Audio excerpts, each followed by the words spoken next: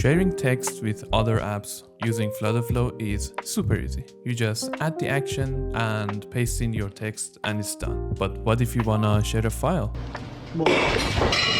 In this video, I'm going to show you how to do that, and it's super easy, and of course, it has a custom action.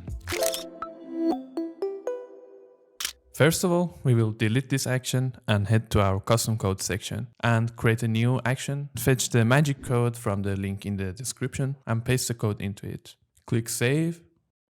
Oh, we need to include with context and put the right name in the action name. And click save again. And yes, we have the URL added. Now we need to add a few packages. The first one is path provider. And we should put the right name. Right now it's 2.1.3. The other one is Dio, which is used to download the file. And the last one is Share Plus, which is used to share the file actually. Now we are pretty much done.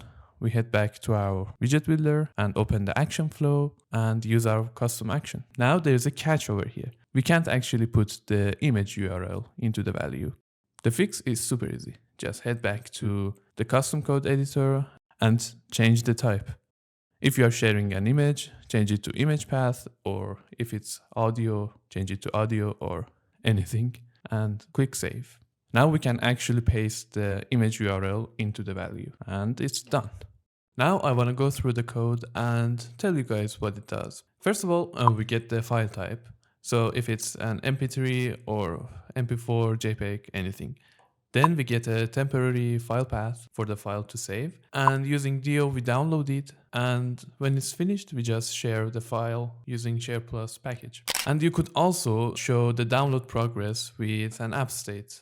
For those who want more technical tutorials and also want to support the channel, we have a little community you can join using the link in the description. I hope I see all of you guys over there, and thank you guys for watching the video to the end. Please let me know if you have any questions, and if you liked the video, leave a thumbs up. See you in the next one.